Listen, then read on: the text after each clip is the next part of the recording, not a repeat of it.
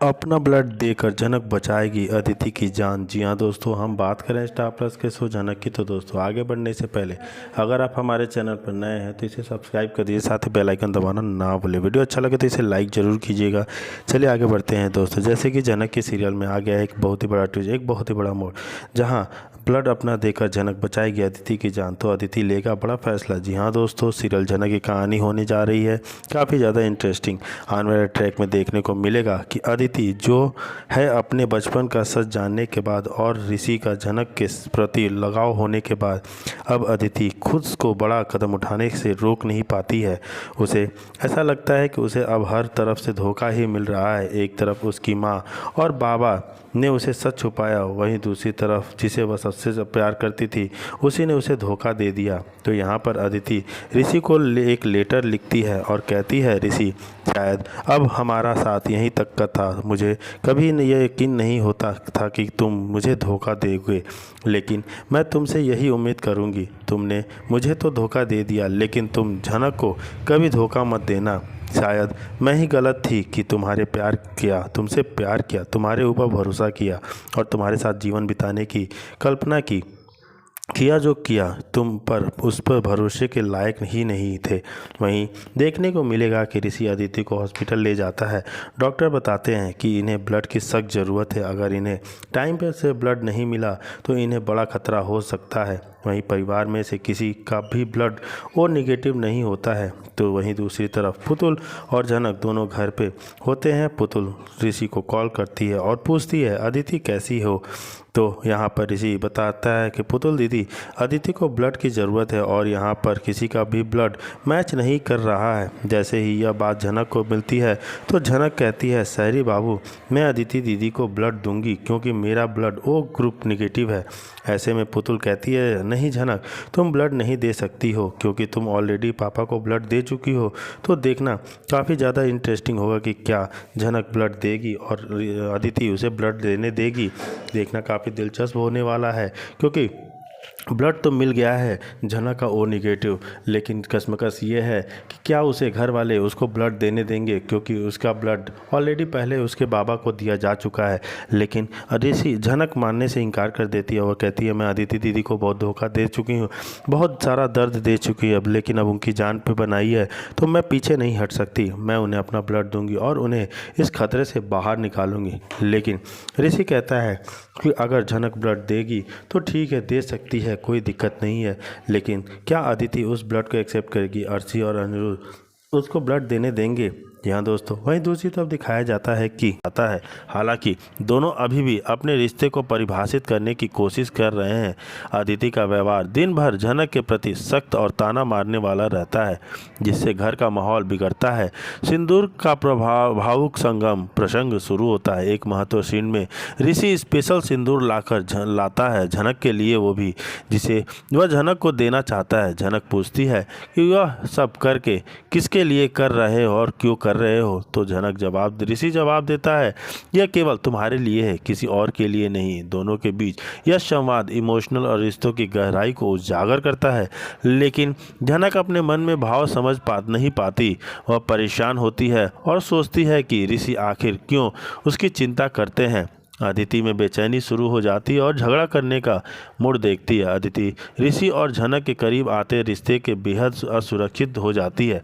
वह पूरे घर के सामने अपनी नाराज़गी उजागर करती है और झनक पर आरोप लगाती है कि वह उसकी शादी तोड़ना चाहती है। ऋषि इस बेबुनियादी इल्ज़ाम से गुस्से में आ जाता है और घर के सदस्यों से कहता है कि अब वह अदिति से रिश्ता तोड़ने का फैसला कर चुका है। वह तलाक के कागज जलाकर अदिति को देता है और झनक के उज्जवल भविष्य की जिम्मेदारी खुद संभालता है। बड़ा हादसा होता है अदिति के साथ। एपिसोड में एक चौंकाने वाला घटना होती है। पूजा के बाद अदिति अचानक बेहोश हो जाती है और गिर पड़ती है। उसका एक्सीडेंट सारे घर वालों के सदमे में डाल देता है।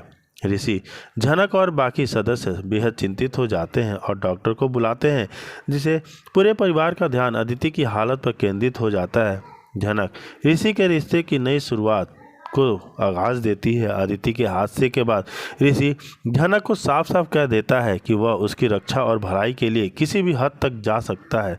झनक अपने मन में चल रहे असमंजस को समझाने की जद्दोजहद करती है। सिंदूर का सीन और भावनात्मक बातचीत उसके बीच का बंधन और मजबूत करती है। हालांकि दोनों अब तक यह समझने में लगे हैं कि भविष्य की राह क्या होगी और क्या समाज व परिवार उन्हें स्वीकार करेगा। जी हाँ दोस्तों, दोनों में प्रमुख संदेश और भाव का उत्पन्न होता है प्यार। यह एपिसोड दिखाता है कि पारिवारिक रिश्तों में विश्वास, सपोर्ट और मुश्किल वक्त में लिए गए फैसले कितने महत्वपूर्ण हो सकते हैं। हर किरदार की सोच, मजबूरियां और उन्हें लेकर घर वालों का व्यवहार कहानी को और भी मजबूत दिशा देता है। यह पूरा एपिसोड भावनाओं, रिश्तों और नई शुरुआत की चाह से ओतप्रोत रहा, जिससे आगे में एपिसोड में और नायक नायिका के जीवन में बड़ा बदलाव आना तय है। जी हाँ दोस्तों, एक झनक सीरियल का यह एपिसोड अपनी लंबाई, भावनाओं और नए ट्विस्ट के कारण दर्शकों के लिए यादगार रहा। कहानी कई परतों में खुलती है और परिवार के भीतर के तनाव, प्रेम, ईर्ष्या, उम्मीदों और रिश्तों में द्वंद्व को बारीकी से दिखाती है। इस एपिसोड के मुख्य बिंदुओं के करवा चौथ की रस्में, झनक ऋषि का संबंध, अदिति की जलन और एक बड़ा हादसा शामिल रहा। एपिसोड करवा चौथ की तैयारियों से शुरू हो जाता है। जी हाँ दोस्तों, ऋषि अपने व्यवहार के बार बार झनक की सुरक्षा की भलाई जिम्मेदारी उठाता है, जो अदिति को और ज़्यादा चुभता है। ऋषि जानबूझकर झनक के अपनी भावना नहीं कहता, लेकिन उसकी मदद करने और हिम्मत देने की कोशिश जारी रखता है। घर के बाकी सदस्य भी दोनों के बीच के बदलते समीकरणों को नोटिस करते हैं, जिससे माहौल में खामोश तनाव रहता है। एक अहम सीन में ऋषि दुकान से झनक के लिए खास सिंदूर लाता है। वह कहता है कि यह सिर्फ तुम्हारे लिए है, किसी और के लिए नहीं। लेकिन झनक खुद का महत्व समझने की दुविधा में होती है। दोनों के बीच संवाद बेहद भावुक होते हैं। झनक पूछती है कि ऋषि उसके लिए इतना क्यों कर रहे हैं, लेकिन ऋषि जवाब देने से कतराता है। यह प्रसंग दर्शाता है कि रिश्तों में हर सवाल का जवाब शब्दों से नहीं, व्यवहार से भी दिया जाता है। अदिति पूरे एपिसोड में परेशान और चिड़चिड़ी रहती है। उसे लगता है कि ऋषि उसकी वजह परवाह नहीं करता, बल्कि झनक के करीब है। वह झनक पर आरोप लगाती है, घर वालों के सामने खूब बवाल करती है और खुलेआम झगड़ती है। ऋषि अब और सहन नहीं करता, उसके सामने डाइवोर्स के पेपर लाकर अदिति के थमा देता है। ऋषि झनक के सपनों की और उसकी पढ़ाई को लेकर भी अपने वादे दोहराता है, जिससे कहानी में नया मोड़ आता है।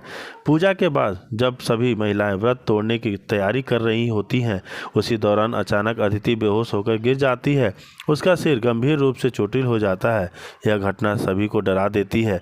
ऋषि, झनक और पूरा परिवार उसकी देखभाल में जुट जाते हैं। डॉक्टर कहते हैं कि बुलाया जाता है। इसी बीच परिवार के सदस्यों की चिंताएं, डर और एक दूसरे के लिए भावनाएं खुलकर सामने आती हैं। अदिति के हादसे के बाद ऋषि और झनक के रिश्ते में मायने बदलने लगते हैं। ऋषि झनक के अपने वादे निभाने और उसकी देखभाल करने की बात करता है। झनक अपने मन की उलझनों में फंसी है, लेकिन ऋषि का सपोर्ट उसे सुकून देता है। सिंदूर को लेकर जो भावुक वार्तालाप हुआ था, उसका असर अभी तक झनक बना रही होती है।